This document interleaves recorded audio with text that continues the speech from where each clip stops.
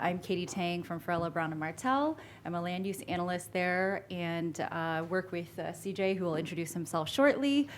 We are part of the real estate industry group at Farella and work on a variety of land use matters. And previously, I had some experience with the land use matters while serving on the San Francisco Board of Supervisors, so definitely have seen firsthand how these laws come into play in our local jurisdictions. And so with that, I'll turn it over to CJ.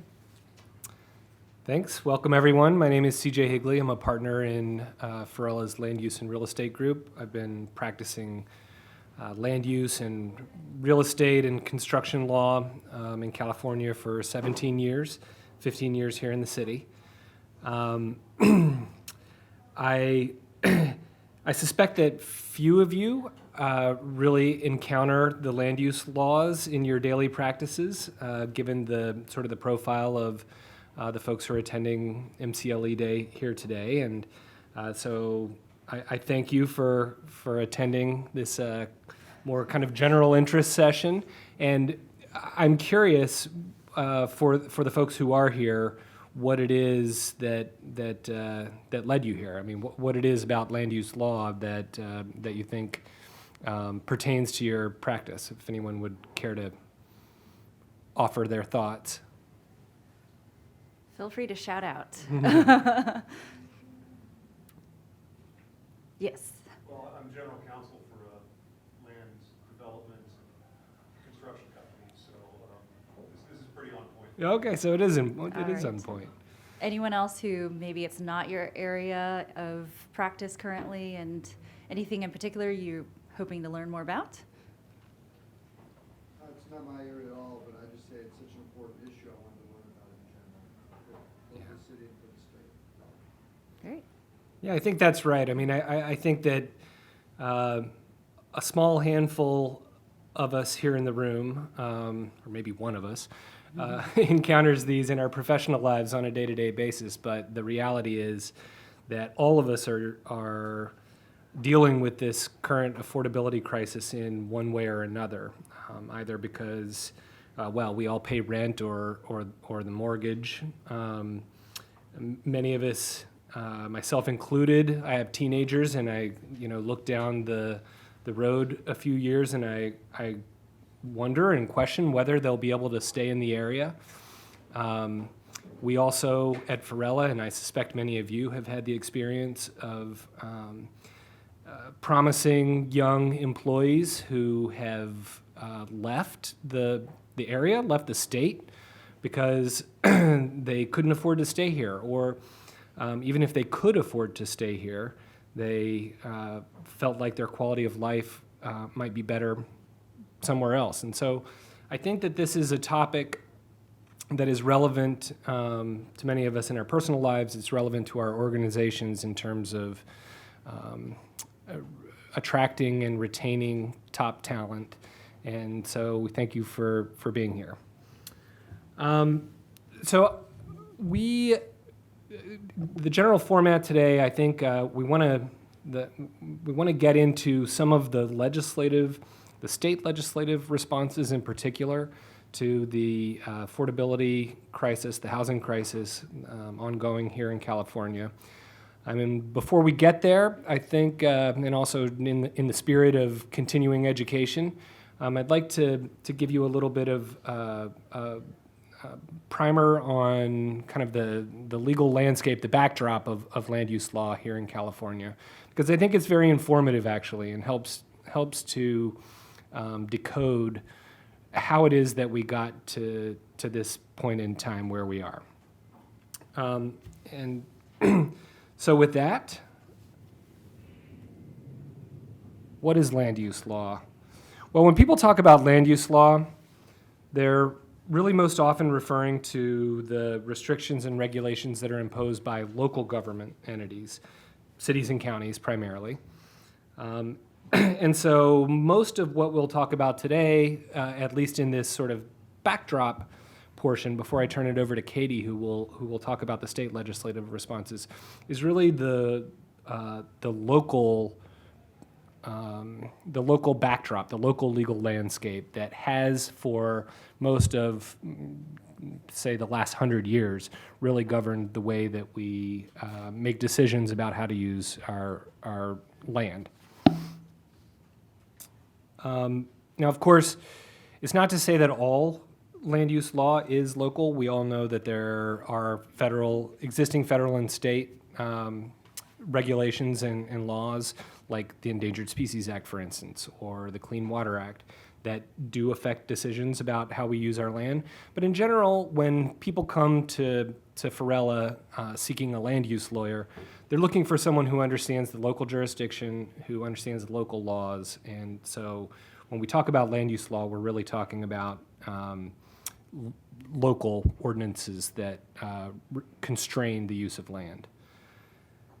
So from a policy perspective, land use law can be viewed as the legal mechanism by which government, or really more accurately, we as the citizens, all of us, balance the rights and interests of private property owners against the rights and interests of the government or of the public generally.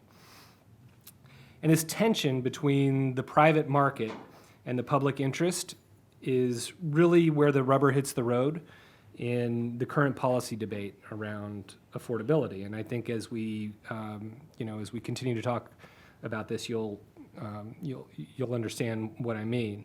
So I think it's helpful to keep in mind this very big picture. It's really balancing the interests of public and private as we talk about the nuts and bolts of the legal regime around land use.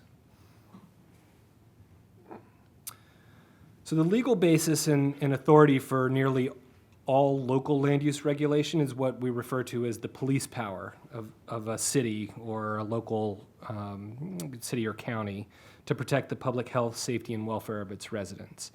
And specifically, the California Constitution, Article 11, Section 7, provides that a county or city may make and enforce within its limits all local, police, sanitary, and other ordinances and regulations not in conflict with the general laws. So in other words, the California Constitution gives local governments broad discretion to enact regulations to protect the general welfare of the citizens so long as they don't conflict with state law or federal laws. And needless to say, the application of the police power and the types of threats, if you will, to safety and welfare that the police power is intended to protect citizens against varies from one community to another, and it changes over time, and that's by design. The whole idea is that every community will have a different set of values that pertain to the unique circumstances of that community. So the idea is that the people who live in a particular area, San Francisco has different issues than Folsom, which has different issues than Sacramento. Or, Walnut Creek, a suburban area, for instance. So the idea is that the people who live in those areas should be the ones vested with the authority to determine the decisions that will impact the way that their communities develop and grow. And although there are limits to a city's exercise of its police power, and we'll talk about some of those, and that's really actually what the state legislative response is all about. It's a check on the local authority. The police power is very, very broad. Justice William O. Douglas, writing on behalf of the Supreme Court of the United States, described the sweeping scope of the police power in a 1954 Supreme Court opinion as follows. An attempt to define its reach, the police power, an attempt to define its reach or trace its outer limits is fruitless, for each case must turn on its own facts. The definition is essentially the product of legislative determinations addressed to the purposes of government purposes, neither abstractly nor historically capable of complete definition. Public safety, public health, morality, peace and quiet, law and order, these are some of the more conspicuous examples of the traditional application of the police power to municipal affairs, yet they merely illustrate the scope of the power and do not constrain it. The concept of the public welfare is broad and inclusive. The values it represents are spiritual as well as physical, aesthetic as well as monetary. It is within the power of the legislature to determine that the community should be beautiful as well as healthy, spacious as well as clean, well-balanced as well as carefully patrolled. So that is a very, very broad statement of authority. It's essentially saying that the police power, the ability of the local jurisdiction to regulate in furtherance of general welfare is almost unlimited. And I think that it's a really instructive and important backdrop to understand the broader legal land use regime, and why, and it helps to explain why we have these epic battles at the local level on not just broad policy determinations about land use, but also particular projects, because there's almost unfettered authority on the part of the local jurisdictions to determine what is good for its own community. So, as I said before, this is really an expression of the extent to which the law sees the local police power as an expression of a community's values at a particular time of their enactment. Community can decide for itself what kinds of land uses are permitted and what types are prohibited, where within the city certain uses should be permitted or prohibited, and they're admittedly subjective. I mean, that quote from the Supreme Court justice acknowledges these are subjective decisions, but who is best situated to make those decisions other than the people who are closest to them? And here I'll just point out that one thing that I think is interesting about this is one of the arguments in favor of so much local authority is that, as I've said now a couple times, the local decision makers are closest to the particular circumstances of their own communities. And the idea is that they are also most able to respond and evolve to changing circumstances. It's intended to be elastic. It's intended to be kind of a continuously evolving expression of a community's values. But what I find really interesting, and you can see it around San Francisco so very plainly, is that although the law or the legal structure is intended to be elastic, the built environment itself is not particularly elastic. After something is built, it's semi-permanent, really, and that's especially true of larger land use decisions where entire neighborhoods are, sort of zoned or envisioned to be a particular way, and they get built out, and those are major investments of capital. And they get reduced to private property interests of many, many different stakeholders, and they become maybe not permanent, but very long-lasting at least. And like I said, you can see it around San Francisco. The way that the city looks now is not exactly the way it looked 100 years ago, but the general contours are not that different, really. The entire west side of the city, much of which Katy represented, looks more or less like it did 100 years ago. And the same is true in my own neighborhood in Berkeley. It's, all of the little bungalows that are right downtown are the same ones that were built in 1923. So I think it's an area where the theory of the elasticity of land use control doesn't line up perfectly with the reality of the built environment. Okay, so that's sort of the theoretical backdrop and the authority that local jurisdictions draw on to regulate the use of their land. So, but as expansive as it is, the police power is limited in a number of ways, and primarily the most obvious way is just through legislative preemption. I mean, as most of us here in this room know, in the most general sense, preemption creates a hierarchy within law. In general, federal law trumps state law trumps local law. It's a bit of an oversimplification, but in general, that is the case, and that's really important when we start to talk about some of the state legislative responses to our current crisis.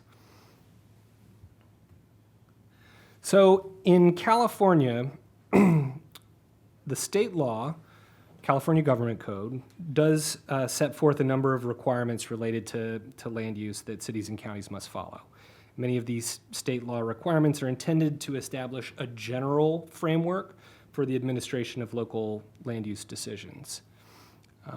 Very generally, the state law prescribes a hierarchy of land use and planning regulations, and it describes a basic legal structure that all cities and counties are obligated to follow. And, you know, as you see here on this slide, and we'll talk about in more detail in a second, every city and county in California is required to prepare a general plan. They're not obligated to prepare specific plans, which are a subset of the general plan. And then, of course, there are the zoning laws. The general plans are the most basic and fundamental planning document in California land use law. The Supreme Court has referred, or the California Supreme Court has referred to the general plan as the constitution for all future development within a particular jurisdiction. They require cities and counties to engage periodically in the discipline of setting forth the broad policy goals and objectives that they intend to achieve with respect to the built environment. And depending on, different parts of the general plan are required to be updated every 5 years. In some cases, it's every 20 years, but it's intended to be a very general, prospective-looking view of where the city sees itself headed. At a minimum, general plans are required to contain a statement of the development policies and must include diagrams, maps, and text setting forth these objectives, principles, standards, and plan proposals. State law requires that general plans address several mandatory topics. Among these are land use, circulation or transportation, housing, importantly, conservation, open space, noise, and safety. And in addition to these required elements, cities and counties can address basically any other topic that they want to as part of their general plan. For instance, in San Francisco, the general plan includes elements on environmental protection, the arts, and urban design. Although all of the required elements of a general plan are sort of theoretically, legally equal in terms of their importance, from a practical perspective, in terms of our, my day-to-day practice, and in terms of the way that the general plan affects the built environment, the land use element is really probably the most important and frequently cited element. State law requires that the land use element designate the proposed general distribution and general location and extent of the uses of land for housing, business, industry, open space, including agriculture, natural resources, recreation and the enjoyment of scenic beauty, education, public buildings and grounds, solid and liquid waste disposal facilities, and other categories of public and private uses of land. So it really is a very broad and comprehensive look ahead at how a city imagines that it is going to evolve over a 20-year development horizon.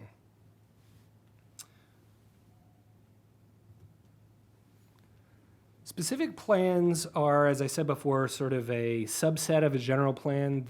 Procedurally, they look and act very much like a general plan, but they pertain to a smaller geographic area. I think for our purposes here today, that's probably about as much as you really need to know. But I do raise it because, especially for those of you who live or work here in San Francisco, they're a really common tool here in San Francisco, and they're the subject of a lot of the most ambitious land use planning efforts here in the city. Very recently, the city has just enacted the Central SOMA Plan, which is the kind of the development plan, and it included a number of actual zoning amendments as well for the area more or less where we are now, between here and the Caltrain station along the 4th Street corridor. The new transit center was also the central focus point of a specific plan that was adopted about 10 years ago, the Transit Center TCDP, Transit Center District Plan. And that plan included, for instance, the Salesforce Tower, which you really can't miss because you can see it from basically anywhere around the Bay Area, as well as a number of the other taller buildings, just here in the central South of Market, downtown core. Eastern Neighborhoods Plan is another one, the Market Octavia Plan. These are things that we hear about on a day-to-day basis in San Francisco and in the dialogue around San Francisco planning, so I did want to just mention it. And then finally we come to zoning. Part of me really, thinks that maybe we should have talked about zoning first, because it's without a doubt the most common and most familiar, and in some ways I think most intuitive aspect of local land use regulation. I think on some level we all kind of understand what zoning is and does, which is to say that zoning regulates the uses of the property and the physical characteristics of development on the property. Those dual aspects really constitute zoning. I think, as most of us know, the American archetype of rugged individualism and kind of liberal democracy in the United States is inherently opposed to government regulation. There's a strong presumption, particularly in terms of the use of property itself. There's a strong presumption in our collective psyche, even if you wouldn't necessarily recognize that as a practitioner of land use law here in San Francisco, because the extent of the regulation is so massive. But there is sort of a presumption that that as an owner of property, I should be able to do what I want with my land. But the problem with this, of course, is that in its extreme form, it's inconsistent with civilized society, really. I mean, it's inconsistent with the ability of neighbors in a complex area like downtown San Francisco, or even suburban metro San Francisco, to live amongst one another peacefully. So in really the early part of the 20th century, in response to increasing conflicts between neighbors with incompatible uses, cities began to develop regulations for the purpose of separating various incompatible land uses from one another. You can imagine San Francisco in the early 20th century. I mean, this area, or at least the area a little south of here, there were lots of stockyards and dairies and liveries, tanneries, heavy industry, much later than the early 20th century, with people living in and amongst all of those areas, and that was commonplace across urban areas around America. And in the sort of the early part of the 20th century, a lot of people became concerned about whether that was, as a matter of public health, whether that was a safe way for us to organize our built environment, and that was kind of the beginning of zoning in the United States. So as I said, zoning regulations can and are used to govern the size and shapes of buildings, prescribe the density of dwelling units on areas where residential development is permitted. They can, for instance, set the amount of parking that's required in connection with certain types of uses, and even the hours of operation of businesses. So if you've ever had to leave a bar at last call, you can thank zoning laws for that. Theoretically, and I think that this is actually true in lots of parts of the state and certainly in lots of parts of the country, although it's, as we'll talk about in a second, it's kind of less true here in San Francisco. But theoretically, if you own a piece of property and you propose a building on that property, and the building is consistent with the general plan, it's consistent with any applicable specific plan, and it meets all of the requirements of the zoning code, then you should, as a matter of right, be able to build that project. But the reality is, particularly in urban areas, the zoning code is not always as black and white as that. It's very often the case, especially here in San Francisco, that many categories of projects are conditionally permitted, which is to say that they may be permitted, but only after they have had the opportunity for decision makers, usually it's the members of a planning commission or board of supervisors, to determine that the application of the project in the particular circumstances of the neighborhood is acceptable, essentially. It may be permitted, but it may not be permitted, and you need approval to determine whether it is or isn't permitted. And this comes up in lots of different contexts, but a few examples. For instance, in San Francisco, in many neighborhoods, development on lots over a particular size requires a conditional use approval. All hotels in San Francisco require conditional use approval. We have requirements for conditional use approval on lots of, depending on the neighborhood, on lots of different uses. For instance, cannabis dispensaries. They're allowed in some neighborhoods. They're only conditionally allowed in other neighborhoods. So this is, it's important because it's an area where there's an opportunity for the government, or for, another way of thinking about it is for we as a citizenry to insert ourselves in the decision-making process to determine whether we think a large apartment building is appropriate in a particular place, or where it may not be appropriate. And I think it's crucially important because it explains how and why communities around California over the last several decades have over and over and over again decided, well, that large apartment building, in theory, might be acceptable somewhere, but it's not appropriate here in this case, under this set of circumstances. I mean, there are certainly many ways that cities and counties have done that, including just not allowing them under their zoning codes. But even where they have allowed them, in a situation where there's an opportunity to assert discretion, cities and counties have pretty consistently either rejected those proposals or reduced the proposals, so that over a period of decades, we have found ourselves in a situation where supply has just not kept pace with demand. And I think that the thing about it is, in any given example, it may be very understandable why those decisions were made. I mean, very often is the case. We've all heard about it. We all understand how it works. A proposal comes to the Planning Commission. Hundreds of neighbors who will be most affected by that proposal come out. They oppose the project. It's not that their concerns are illegitimate. The impacts that they're describing may well exist.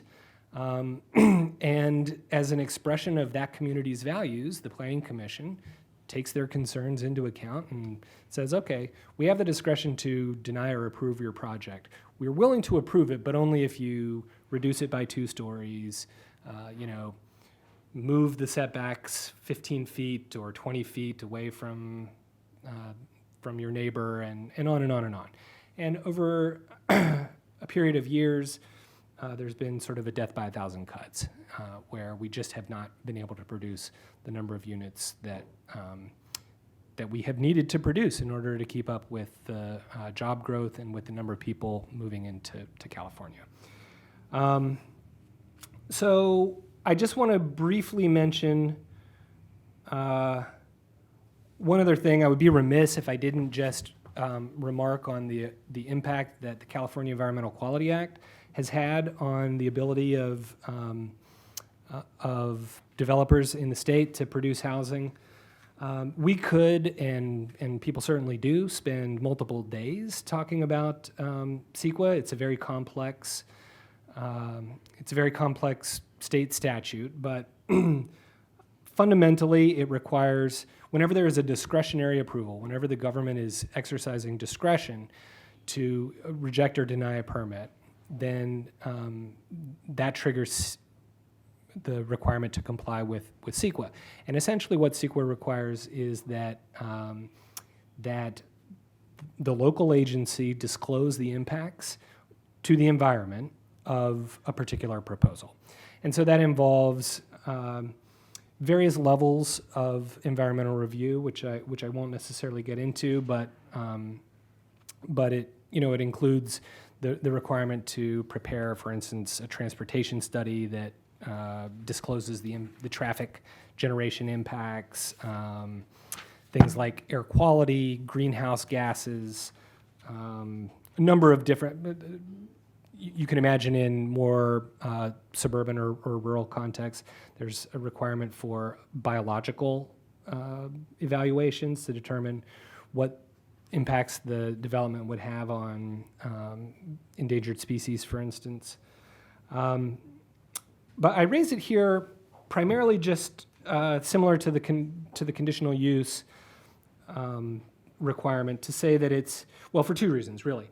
It's generally the most time-intensive of all of the sort of pre-development requirements for entitlements. And so after a developer has made the decision that they want to move forward with a project, it is the longest lead time item for any project. And in most cases, even where, I'm working on one project now that is theoretically exempt from environmental review, and it took over 2 years to get the exemption documented. And in that case, it was intended to be exempt from environmental review. So EIRs generally require, anywhere from 18 months to 2 years to 2.5 years, and really slow down development. Again, not for an illegitimate reason. Environmental impacts are real, and I have no doubt that CEQA has improved any number of decisions that have been made since it was adopted 50 years ago or 40 years ago. But it does have an impact on the cost and the timing of development. But the other reason why it's so important is because it really provides an extraordinary opportunity for project opponents to challenge the validity of project approvals, both at the administrative level in terms of administrative appeals, as well as litigation. I'm sure we've all heard about CEQA lawsuits. The bar for asserting a CEQA lawsuit is very, very low in most cases.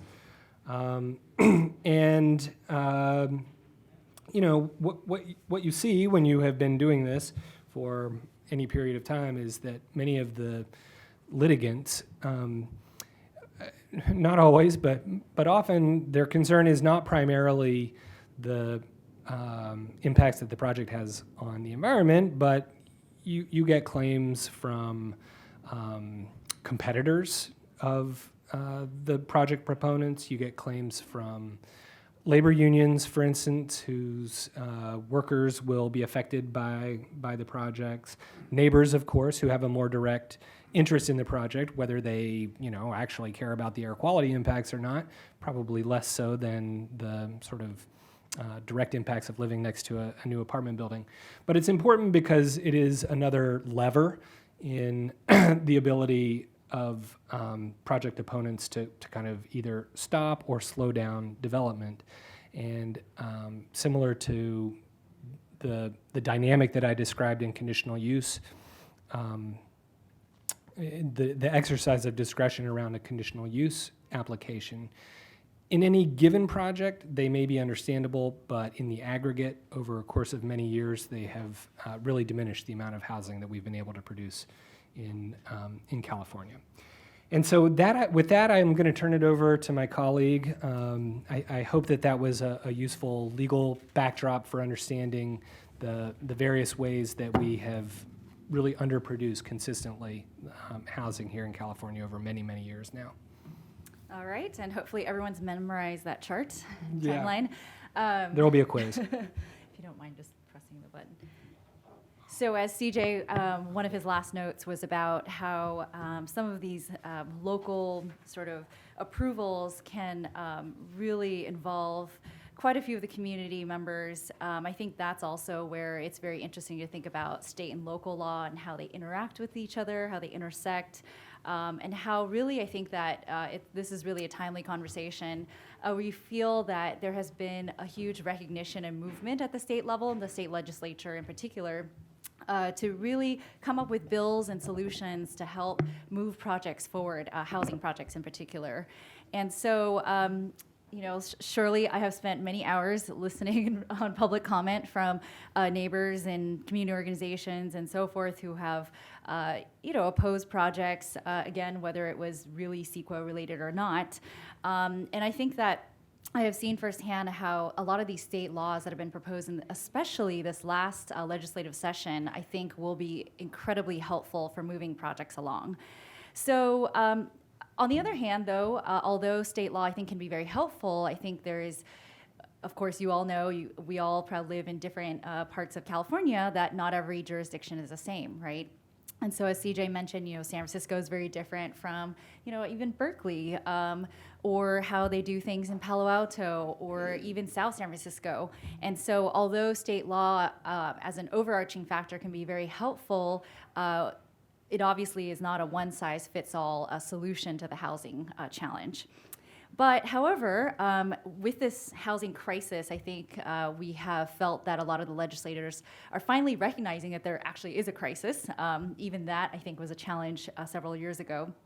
And we've seen that, you know, the housing challenge can't be solved just within our own jurisdictional boundaries, that there has been more of a movement to try to deal with it on a regional basis. And so there has been this sense of regionalism. And if we go to the next slide, again, not something that I expect you to be able to read here on the screen, but essentially just wanted to illustrate that a couple years ago, there was more of a concerted effort to really solve the housing crisis from a regional standpoint. And so this, I guess it's entity called the Casa Compact formed, and Casa really just meaning house in Spanish. And that is a 15-year emergency policy package, they call, to confront the housing crisis in the San Francisco Bay Area.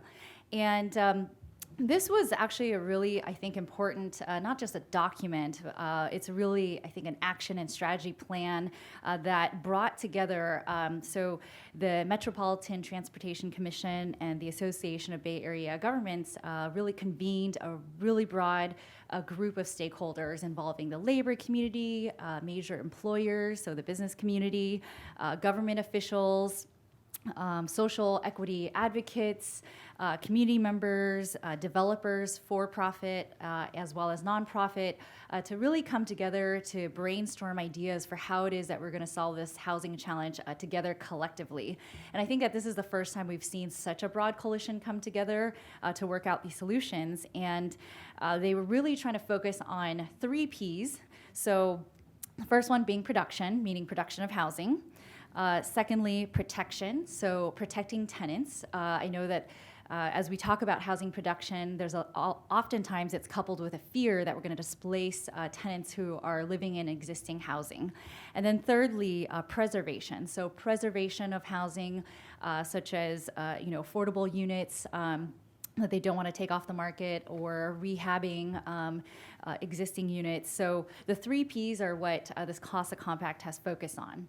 And I think that you know, this coalition also really recognized that we have over the years in the San Francisco Bay Area created a ton of jobs in this region, but we really haven't matched that job creation pace with the creation of housing. And so how are we going to collectively address that? And it's also really, you might wonder, why is MTC involved, Metropolitan Transportation Commission? I mean, it's really also a transportation issue, right? As people are trying to get to work all the way across the Bay Bridge or so forth, it really is a struggle for not only employees, but also employers. And so there has been more of a focus as well on how is it that we create housing along transit corridors so that people can live very close to where they work. So Some of the strategies that this Casa Compact involve include legislative reform, first and foremost. They also want to think about funding and financing strategies, providing technical assistance, providing incentives for development, especially of affordable housing, and then outreach and education with community members so that we could talk about this with the community, so it's not this fearful thing of, oh, we're going to come into your neighborhood and destroy it and create more housing, that it's, there is a good dialogue about housing and why it's needed. So for the next slide, just wanted to share that in this legislative session, there were quite a number of housing-related bills that were introduced, over 200 of them. Now, not every one of them survived, but the Casa Compact had about, I think, 16 or so bills that they were really, that came out of this compact and that they presented to legislators, or that legislators were already part of this conversation and had them introduce it. And a good number of those actually did make it through the legislature. But I did want to highlight just a few here that made it out this session, and it's constantly evolving, but in terms of whether the governor is going to sign some of these bills.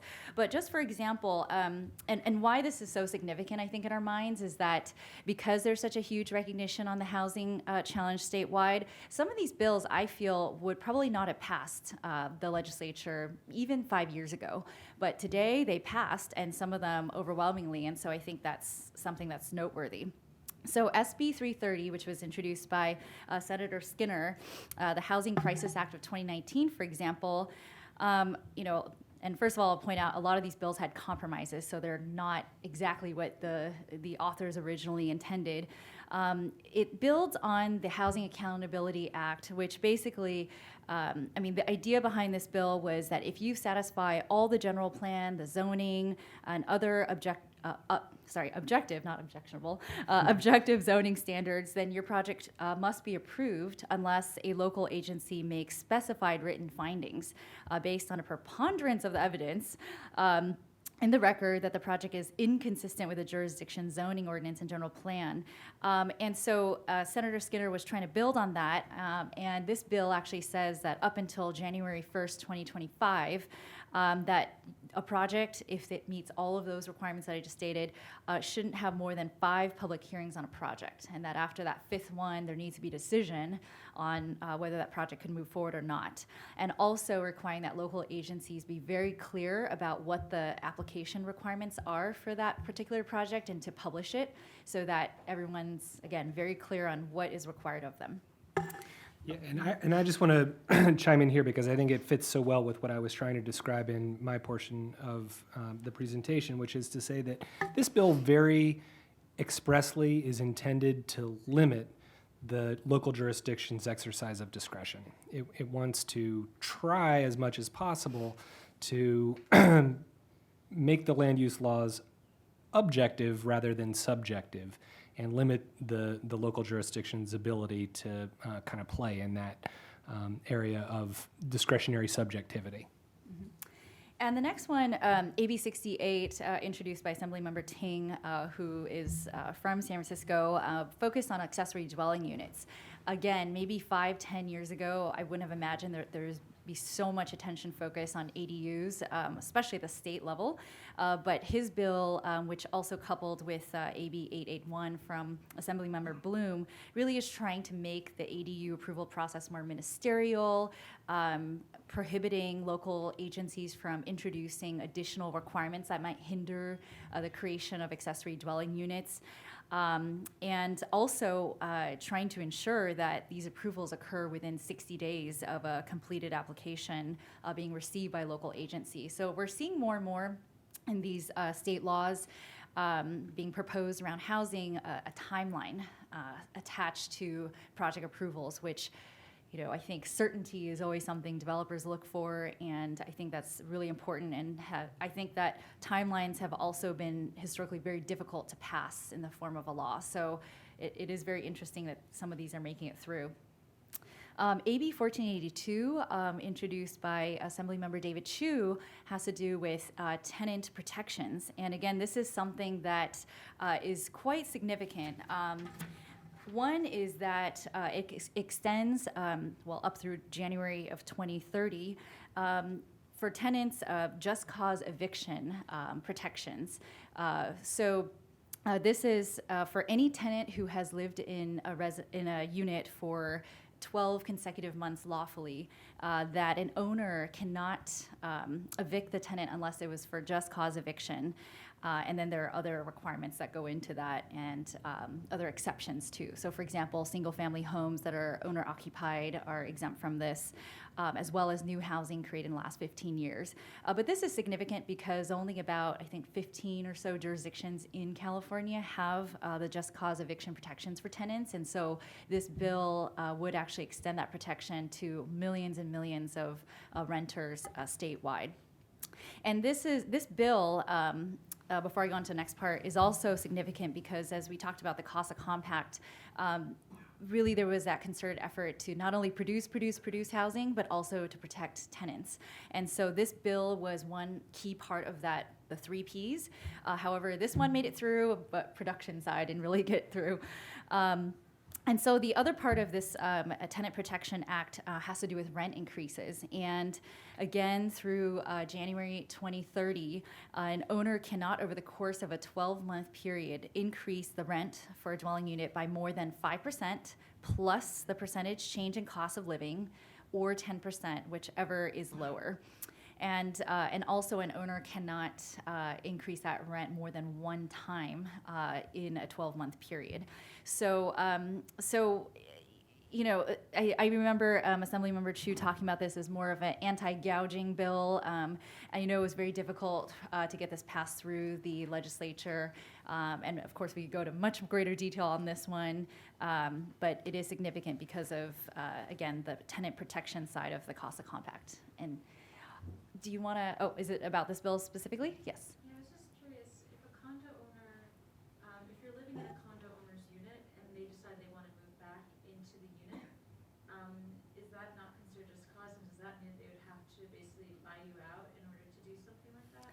So, well, there is one provision that actually, I mean, I could go into greater detail here, but there's one provision about duplexes, for example, and if an owner lives in at least one of them, then this wouldn't apply, the just cause wouldn't apply.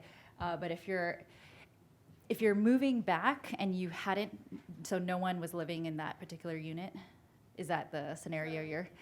I'm living in a unit, my condo owner told me he might want to move back.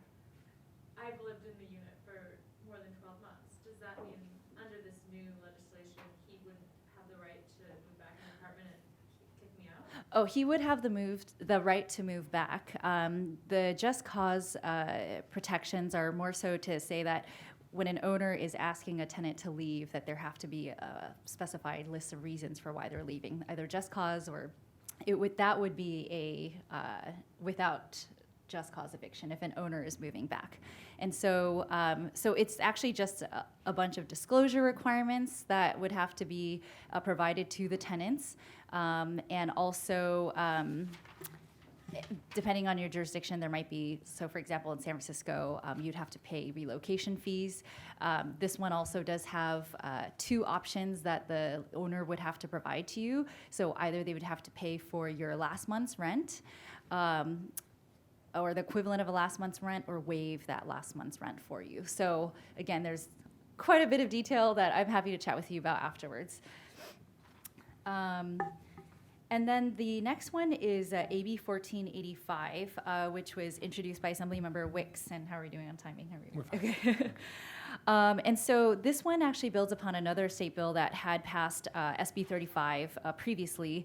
And it's a way to really hit at the streamlining of the approval process at the state level of affordable housing. However, although SB 35 has been really helpful, one of the provisions in there has made it a little bit more difficult for people to use this bill, which is that at least a certain percentage, like 10% of the projects, units have to be affordable to households with incomes of less than 80% of the area median income. And so this bill is trying to give developers another option to provide 20% affordable, but at a different kind of income range. And so so that was in terms of streamlining the process. And then the last one is AB 1487, introduced by Assemblymember David Chu. And that one addresses I guess it could go in the financing or preservation category, but basically trying to establish a Bay Area Housing Finance Authority to be able to, from a regional perspective, raise money, administer funding, and allocate funding for affordable housing. So whether it's for new production or for rehabbing existing housing. So those are some of the bills that we thought were pretty notable that came out of this session. All of these were passed by the legislature. Some were signed by Governor Newsom already, and some are still waiting for his signature. So for the next slide, although we just talked about how there were roughly 200 housing-related bills introduced, and a couple significant ones made it through.